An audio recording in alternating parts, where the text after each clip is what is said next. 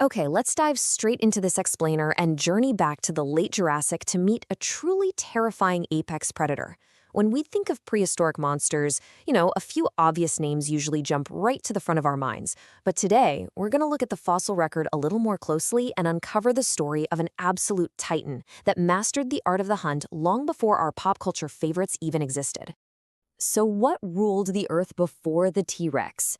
I want you to completely challenge your preconceived notions about dinosaur kings for a second, because long before the Tyrannosaurus rex ever took its first breath, a completely different monster ruled the Earth with an iron fist. It's so easy to assume the T-Rex was always the top dog, but the prehistoric timeline is incredibly vast, and different eras belonged to very, very different rulers.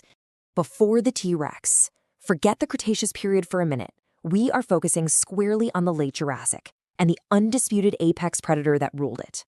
If you were an animal trying to survive in the lush, dangerous landscapes of North America during this specific era, the creature we're looking at today was the absolute stuff of nightmares.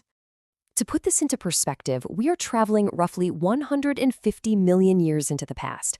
Just let that sink in. 150 million. The Earth was a wildly different place back then, filled with massive, lumbering herbivores and dense vegetation. And to control a landscape that extreme, evolution had to produce a predator perfectly adapted to its environment. A different kind of lizard. The anatomy of this creature really builds a picture of a perfectly engineered killing machine. Meet the Allosaurus. Even among the bizarre cast of characters in the dinosaur kingdom, this predator really stood out to the scientists who first dug it out of the ground. The name Allosaurus literally translates to different lizard, and the crucial point here is why. When early researchers examined its spine, they found this highly unique, hollow vertebrae design. It was completely unlike any other dinosaur discovered at that time. I mean, it was a structural marvel, super lightweight, but incredibly robust. And that lightweight structure absolutely did not mean it was small. Stretching up to 35 feet in length, it was a sleek, massive meat eater that absolutely dominated its landscape. Imagine something roughly the length of a school bus, but built for speed, agility, and pure carnivorous intent. And sure, while it was technically smaller than the later T-Rex, weighing in at an intimidating 2 to 3 tons still made it an absolute heavyweight of its era. 3 tons of muscle, bone, and teeth moving rapidly through the Jurassic forests is a terrifying concept. It wasn't just some scavenger, it was an active, highly capable pursuer. Visually, it had a really fascinating facial structure. It featured 2 small, distinctive bony horns sitting right above its eyes. Unlike the horns of a triceratops, which were purely for defense, scientists believe these small crests were highly functional for social behaviors. They were likely used for visual display to intimidate rivals or utilized in complex meeting rituals. It adds this amazing layer of social complexity to the predator. And here is where we see a brilliant contrast with the T-Rex. Instead of those famously tiny, mostly useless little arms, the Allosaurus was fully equipped up front. It had long, powerful front limbs ending in 3 heavily curved, razor-sharp claws. These definitely weren't just for show. They were built to easily grasp, hold on to, and violently rip into its prey during a high-speed struggle. The Battleaxe jaw. Actually, the arms aren't even the craziest part of its hunting arsenal. The biomechanics behind its bizarre hunting style have completely rewritten how we understand this animal. Biomechanical studies reveal this totally wild biological contradiction. The Allosaurus bite force was surprisingly weak. In fact, it was even weaker than a modern lion. You'd think a top-tier dinosaur would need a bone-crushing bite, right? But nature is clever. What it lacked in jaw muscle, it made up for with an incredibly strong skull, capable of absorbing massive, massive amounts of physical impact. Because of that impact-resistant skull, paleontologists believe it used its head entirely differently than other predators. It essentially swung its head like a giant muscle-driven battle axe. Imagine this gruesome 3-step process.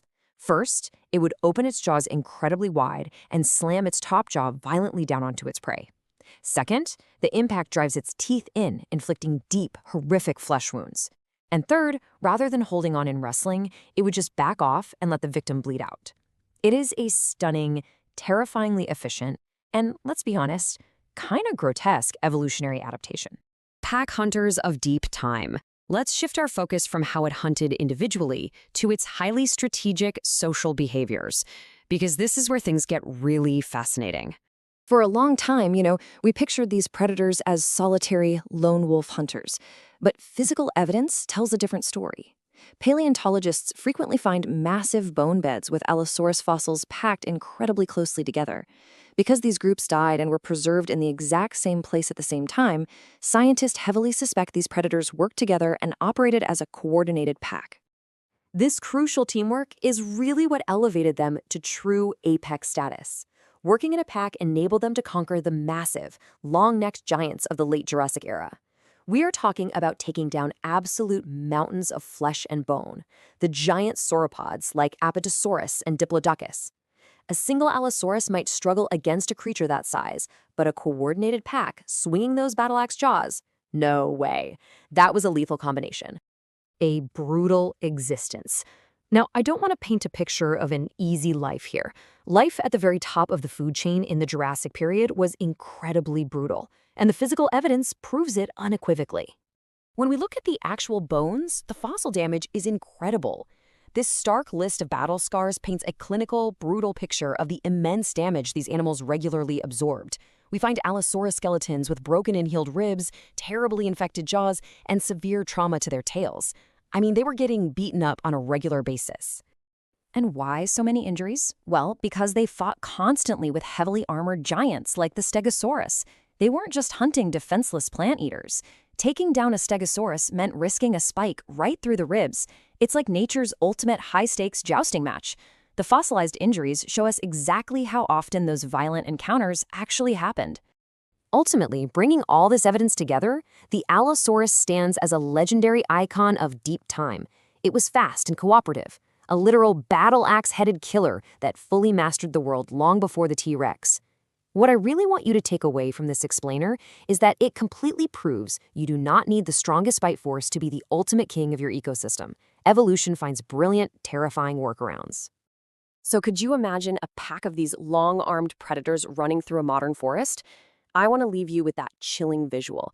Just picture a pack of these sleek, battle-axe-jawed predators hunting cooperatively today. Let me know your thoughts on this Jurassic King in the comments below. Hit subscribe for more deep dives, and we'll see you on the next explainer.